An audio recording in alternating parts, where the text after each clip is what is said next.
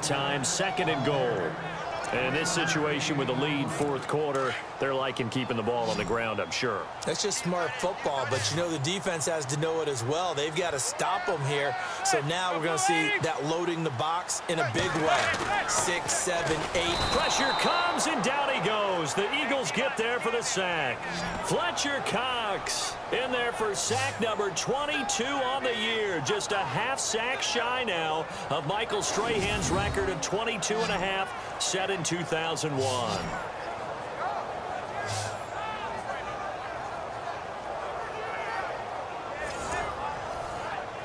Third and long for the Giants, and Eli following the sack.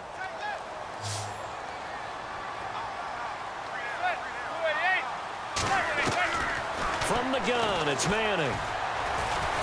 And the pressure gets to him again. Chris Long. He's the one to get him this time, and back-to-back sacks are going to bring up a 4th down. And it appears to me that someone's defensive coordinator is jockeying for a raise. A sack on 2nd and goal, a sack on 3rd and goal, now brings up a decision on 4th down. And the kick by Rosas is good. And that will extend their lead even further. So they settle for just the 3 there, but clearly anything helps when you're trying to salt one away here in the 4th. Without a doubt, I think a touchdown would have been the final nail.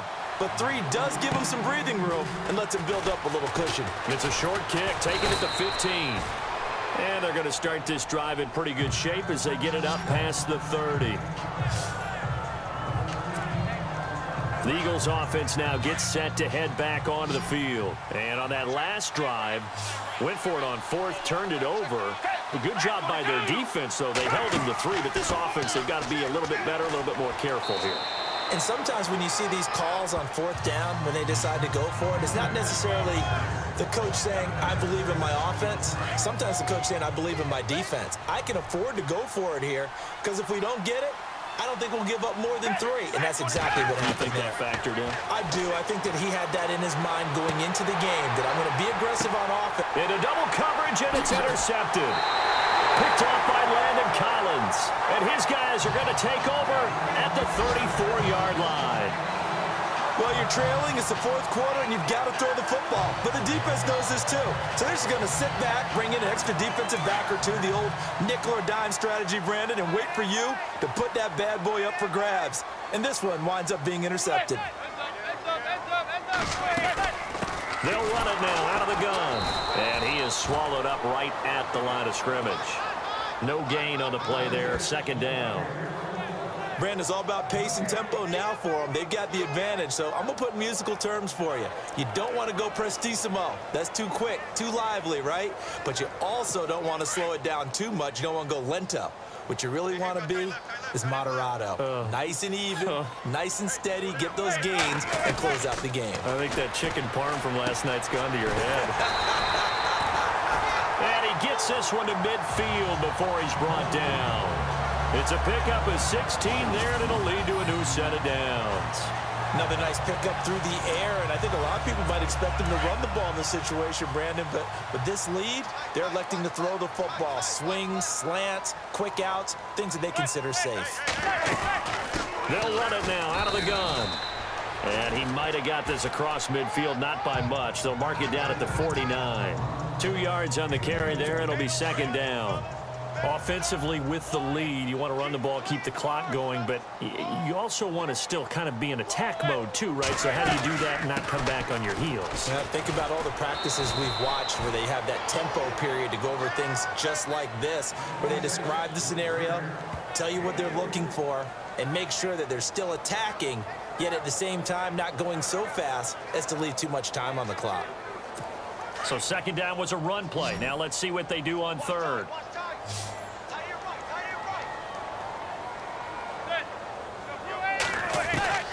Operating from the gun, Manning, and that is incomplete. I'm not sure we could spot any tendency here on this 3rd down. They could have run it or passed it. Either one was available. They chose to try and get it through the air, but they were unsuccessful. Here's Riley Dixon now. He's been terrific so far.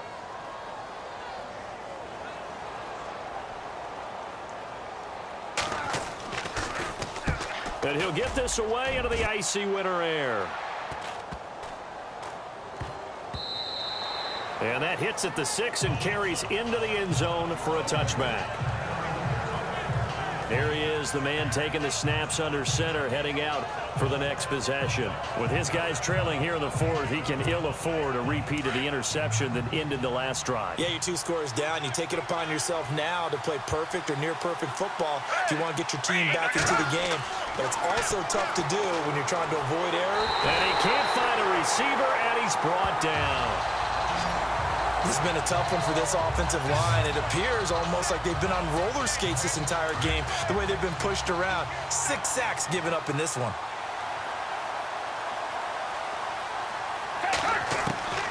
Now Foles. Oh, he's able to outmuscle him here as he pulls it in. A really good pickup of 28 yards.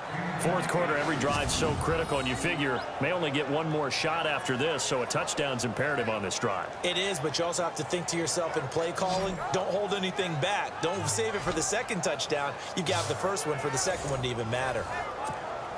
So after that big gain, let's see what else the offense has up its sleeve.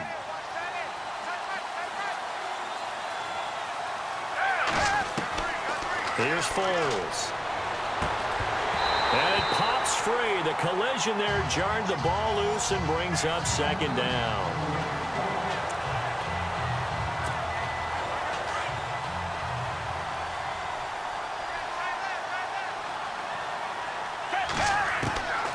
Back to throw now on 2nd and 10. Steps away to his left.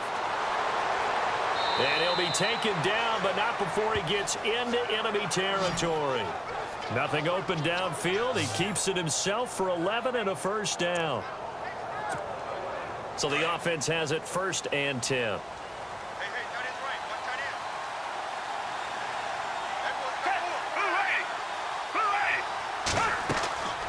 They're going to look to throw.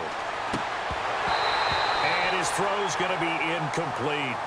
The positioning here is key. As a defensive back, you're taught 99% of the time, make a play on the football. But in this case, making a play on the man was all the difference. That's what forced the incompletion.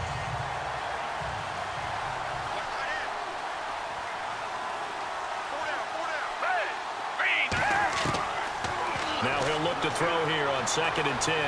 Eluding the pressure right. And his throw's going to be incomplete.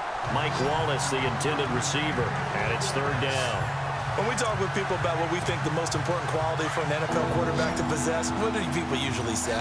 Arm strength, and he showed the arm strength there. Yeah, pretty good bullet pass he threw, but he wasn't accurate, was he? No. Listen, you like mobility, but accuracy, first and foremost, is what a quarterback needs. He didn't possess it on that play. He's going to rifle, and this is taken in at the 5. They're able to convert on 3rd down, and that sets up a 1st and goal. And in a 2-score game, obviously, every play, every 3rd down, like we saw there, magnified, big pickup. It was a huge pickup. What they really want, though, is to not even get to 3rd down. They've got to maximize time and conserve as much as possible.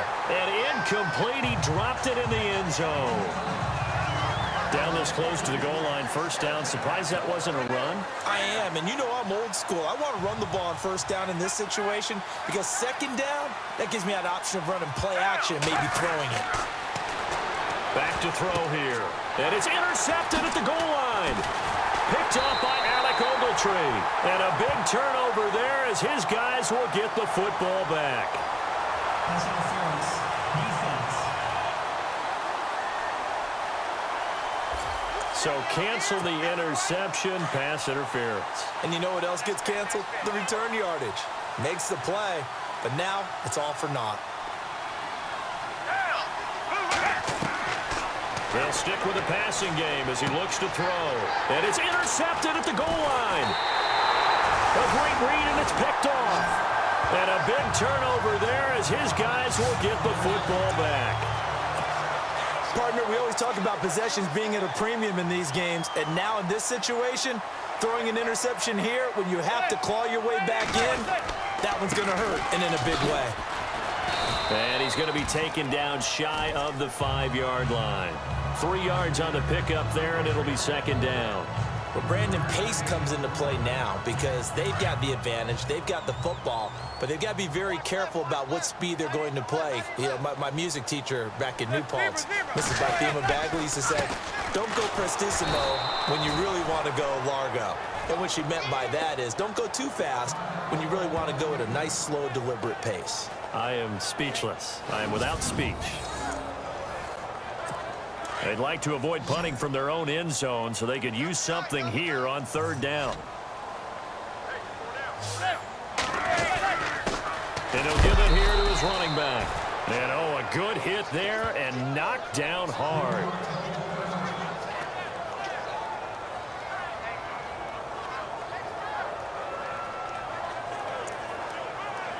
Here's Riley Dixon now as he's on to punt for New York.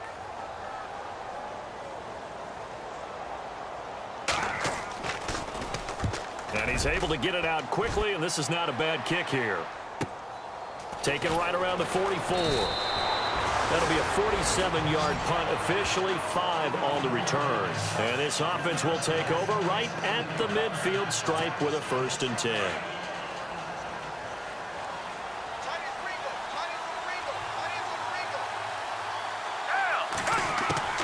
Trying to shake off the interception from the last drive. He'll look to throw.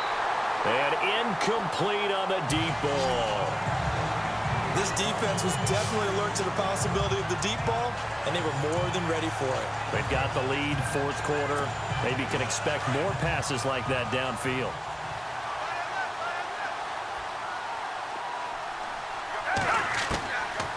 They'll look to throw. And the giant rush gets home as down he goes. This offensive line flat out cannot handle this pass rush. We've seen it demonstrated time and time again to the tune of 7 sacks in this game thus far.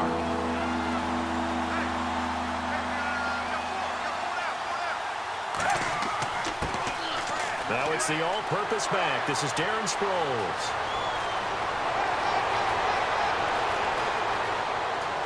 And he'll take it into the end zone for an Eagles touchdown. Darren Sproles, his 6th touchdown of the season. And the Eagles have cut it back within a score. Brandon, my man, just one sentence for that one. Clinic.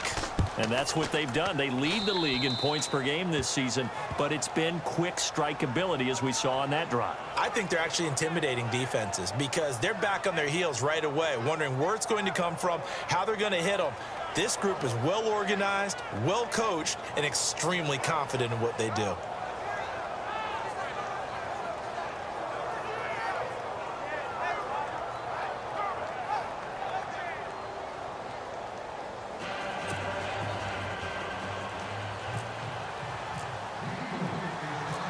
Elliott now to kick this one away. And this will not be returnable. It's out of the back of the end zone for a touchback. As the Giants head back out there, let's take a look at the playoff picture in the NFC. And it's right about this time of year you start to say this is when the cream rises to the top. Week 15, 3 weeks left to go, but still plenty to be determined. And I think for most teams, the obvious is to try and be the number 1 or number 2 seed. But when you look at it across the league and throughout the history of trying to get to the Super Bowl, the teams you really fear are the ones that get hot and sometimes sneak in at a 5 or a 6 seed, because we've seen those teams actually get to the Super Bowl and occasionally win it. Yeah, you think of the Giants a couple of times. Steelers have done it. You're right. It has happened and will happen more in the future, I'm sure. That's the number 2 receiver in the NFL in terms of yardage. And tell you what, a few more plays like that, he won't be number 2 for long. But that's what often happens when you have competitors running around the field. These guys know where they stand in relationship to yardage, totals, numbers, the whole deal. And let's face it, all of them, they all want to be number 1. The 4th quarter here, they've got the lead. They want to keep it on the ground. That's what they're doing. Smart football. Keep the clock grinding, keep it going. But you got to figure now, they're going to see more people stacked up at the line of scrimmage. And he's hit and taken down. Eli sacked. This offensive line flat out cannot handle this pass rush. We've seen it demonstrated time and time again to the tune of 7 sacks in this game thus far. On 3rd and long, it's Manning. And this is Latimer, complete. And he'll take it down shy of the 45 at the 46. It's a pickup of 13, but they're still a bit short, and it'll be 4th down. Tell you what, he's been able to put the ball in some tight spots all game long. That throw, no different. Yeah, a lot of people would call it a gutsy type of a throw. I think he looks at it as, I can do it, so it's not that big of a deal to me, and I'm going to keep firing. Averaging over 50 yards a punt so far as this one's away. And this one hits at the 3 and then bounds into the end zone for a touchback. The Eagles coming out as they get ready. And things are starting to move in the right direction. They get the touchdown last drive, then their defense gets them the football back. Yeah, now they have a chance to get the lead if they can put something together here. I'm eager to see how they decide to do it. Do they want to be methodical, or do they want to take the big strike and go after it right now? They'll try and start this drive in the air. And this one's incomplete. Fair to say, hasn't been his best game throwing the football, but also not getting a lot of help out there either. Yeah, you nailed it pretty well, you know. He's got to throw it better, got to get more help. Obviously one that should have been caught. They've got to find a way to bring those two elements together so they can make some progress in this one. Buying time to his left. And this one will go to the 28-yard line. He turned that into a nice gain, gets him 8 yards closer for 3rd down. I think we have to give credit to him for buying time and extending the play. But, you know, there's some really upset defenders on that one. They thought that they had him. Instead, he was coated in Teflon and got away. He'll look to throw. And no escaping this time as he'll go down. They got him for a sack. The amount of sacks that they've absorbed in this game is absolutely extraordinary. Let's just face it. This offensive line, flat out, cannot handle this pass rush. It's been demonstrated time and time again.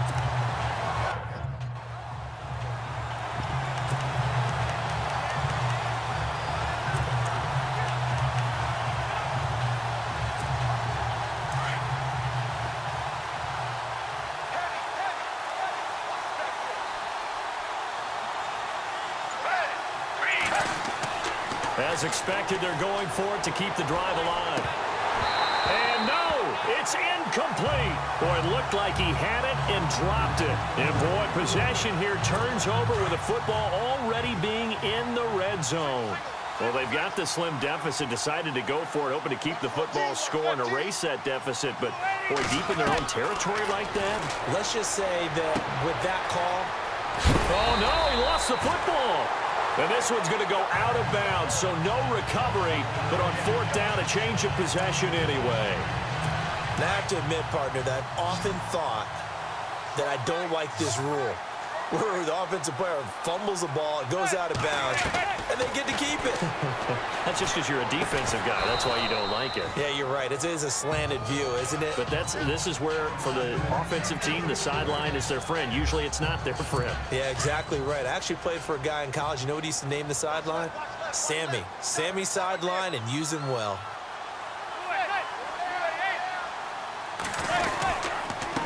Now a handoff here to his running back.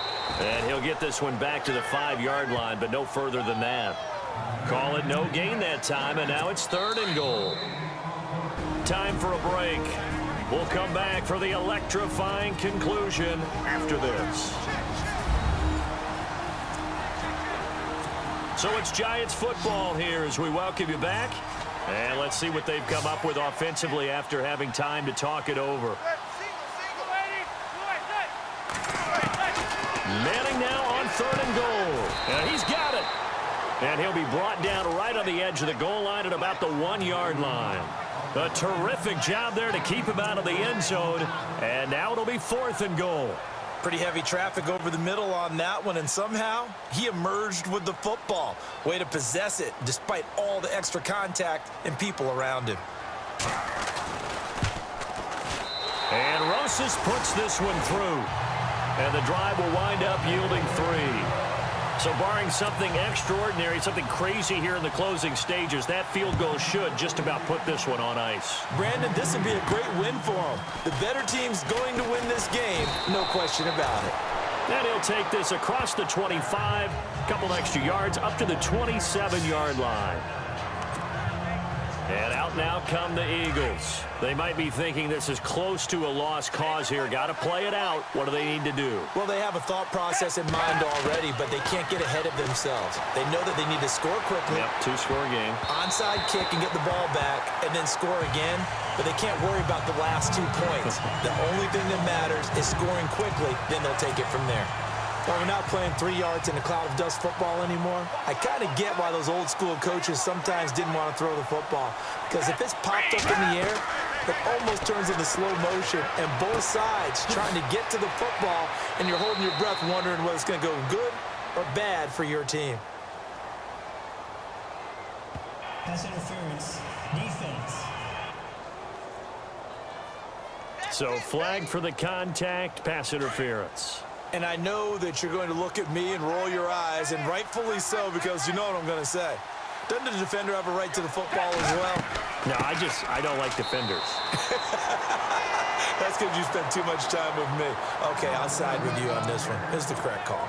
Credit him with a 1-yard gain there to make it 2nd and 9. Nice job by that defensive front there to hold him to a short gain on first down. Well played, I must say. Yeah, only getting 1 yard. There was no room to run. And he finds his tight end. It's Ertz. And he'll be taken down across the 50 at the 45 in enemy territory. That one goes for 13 yards, and it moves the sticks. 5th catch of the game for him there. Yeah, and the tight end position is now becoming a volume pass catcher. It used to be occasional, right? Safety valve. Throw one to him every so often, but mainly they want him out there to block. Nowadays, an integral part of the passing game, and they create such great mismatches that they often become the leading receiver. So incomplete on first. Let's see what 2nd down has in store.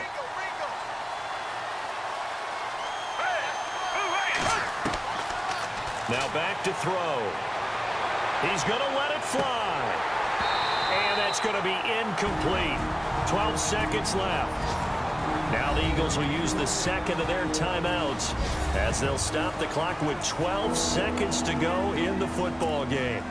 So a 2nd down incompletion now brings up 3rd down.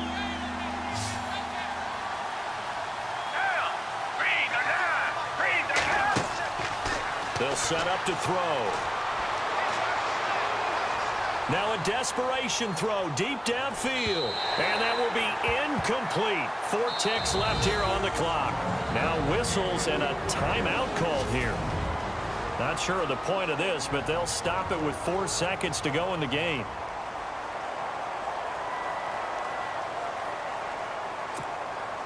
All right, they're going to try and keep hope alive here on 4th down. They're going for it.